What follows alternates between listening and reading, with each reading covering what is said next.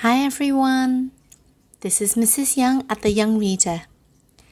Today's story is Enemy Pie by Derek Munson. Illustrated by Tara Callahan King.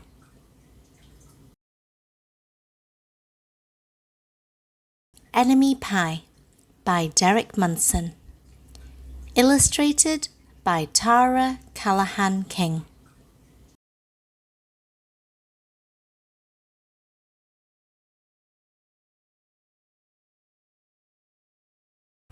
It should have been a perfect summer. My dad helped me build a tree house in our backyard. My sister was at camp for 3 whole weeks, and I was on the best baseball team in town. It should have been a perfect summer, but it wasn't.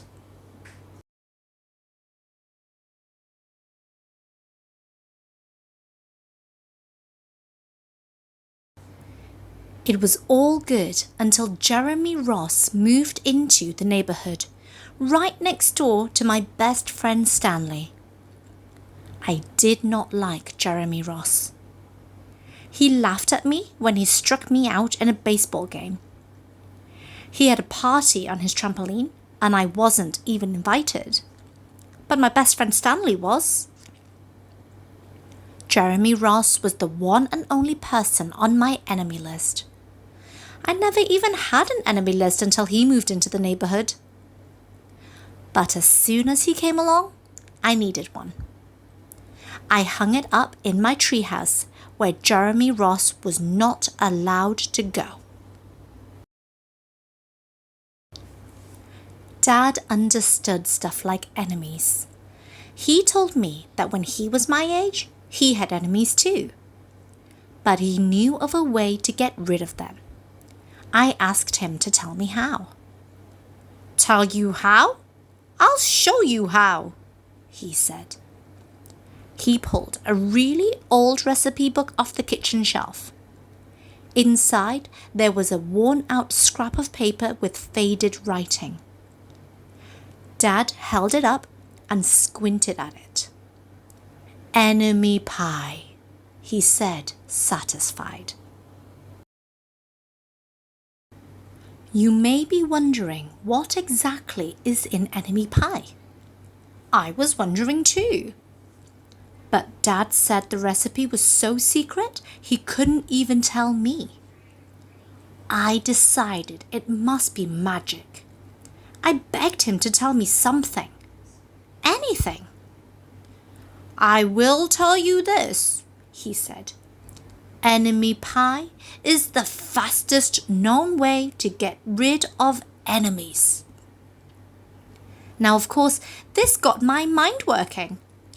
What kinds of things, disgusting things, would I put into a pie for an enemy?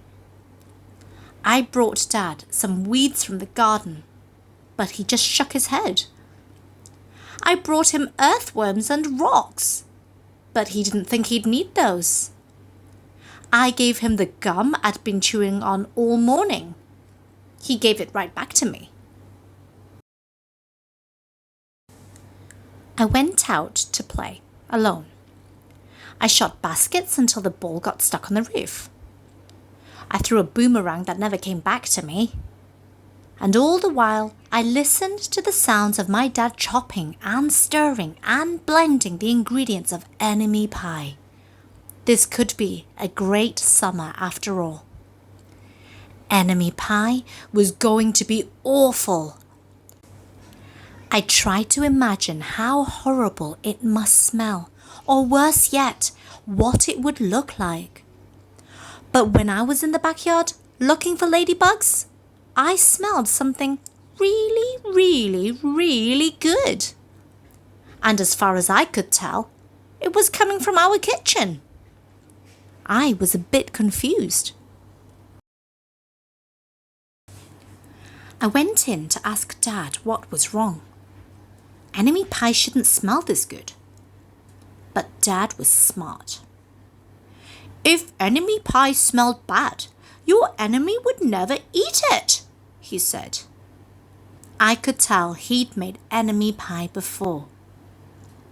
The buzzer rang, and Dad put on the oven mitts and pulled the pie out of the oven. It looked like plain old pie. It looked good enough to eat. I was catching on. But still, I wasn't really sure how this enemy pie worked.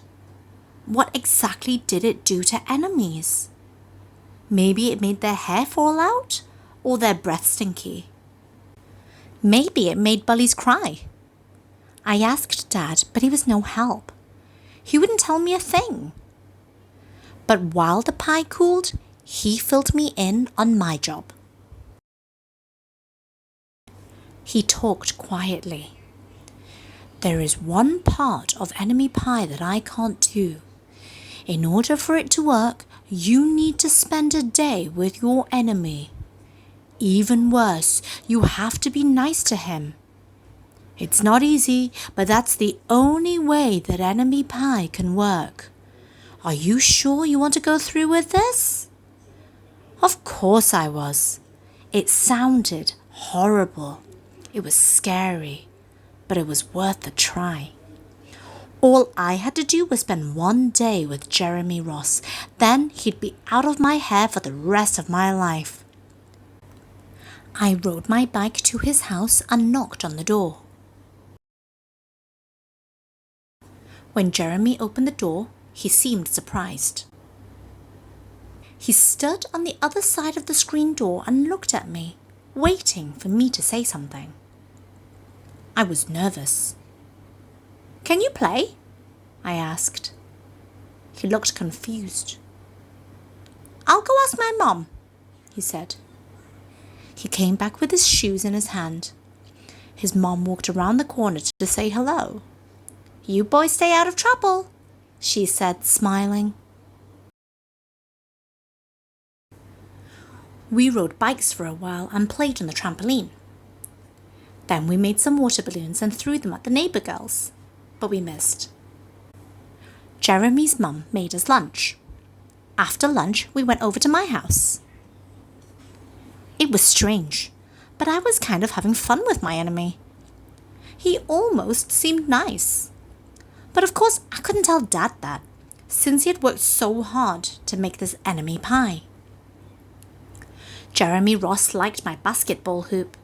He said he wished he had a basketball hoop, but they didn't have room for one. I let him win a game, just to be nice.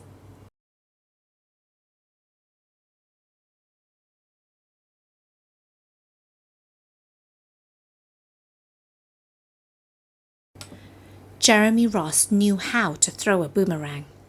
He threw it and it came right back to him. I threw it and it went over my house and into the backyard. When we climbed over the fence to find it, the first thing Jeremy noticed was my tree house.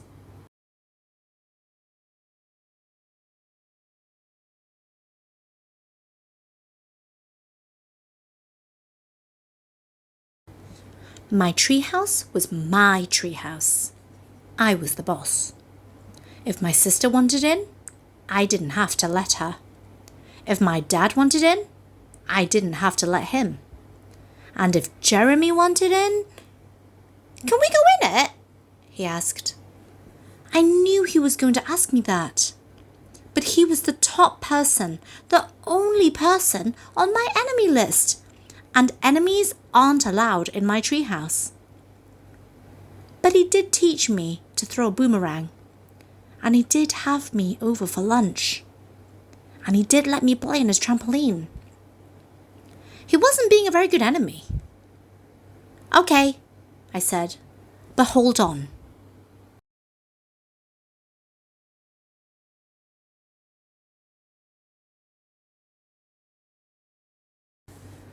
I climbed up ahead of him and tore the enemy list off the wall. I had a checkerboard and some cards in the treehouse, and we played games until my dad called us down for dinner. We pretended we didn't hear him, and when he came out to get us, we tried to hide from him. But somehow he found us.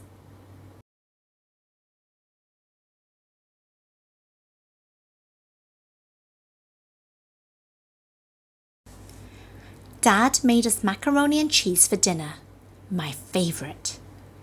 It was Jeremy's favourite too. Maybe Jeremy Ross wasn't so bad after all. I was beginning to think that maybe we should just forget about enemy pie. But sure enough, after dinner, Dad brought out the pie. I watched as he cut the pie into 8 thick slices. "Dad," I said, "it sure is nice having a new friend in the neighbourhood." I was trying to get his attention and trying to tell him that Jeremy Ross was no longer my enemy. But Dad only smiled and nodded. I think he thought I was just pretending. Dad dished up 3 plates side by side with big pieces of pie and giant scoops of ice cream. He passed one to me and one to Jeremy. "Wow!" Jeremy said, looking at the pie. "My dad never makes pies like this." It was at this point that I panicked. I didn't want Jeremy to eat enemy pie. He was my friend. I couldn't let him eat it. "Jeremy, don't eat it. It's bad pie. I think it's poisonous or something." Jeremy's fork stopped before reaching his mouth. He crumpled his eyebrows and looked at me funny. I felt relieved. I had saved his life. I was a hero. "If it's so bad," Jeremy asked, "then why has your dad already eaten half of it?" I turned to look at my dad. Sure enough, he was eating enemy pie. "Good stuff," he mumbled through a mouthful. And that was all he said. I sat there watching them eat enemy pie for a few seconds. Dad was laughing. Jeremy was happily eating. And neither of them was losing any hair. It seemed safe enough, so I took a tiny taste. Enemy pie was delicious!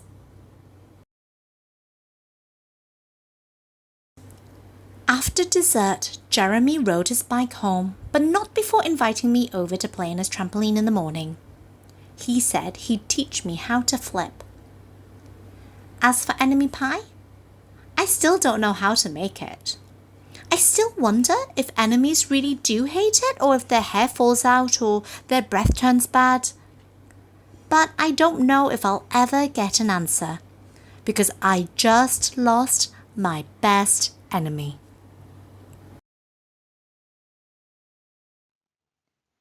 Thank you for watching, and if you enjoyed that story, then please remember to click the like button below. Also, subscribe to my channel now so you can easily find other stories read aloud by me, Mrs. Young, for the young reader.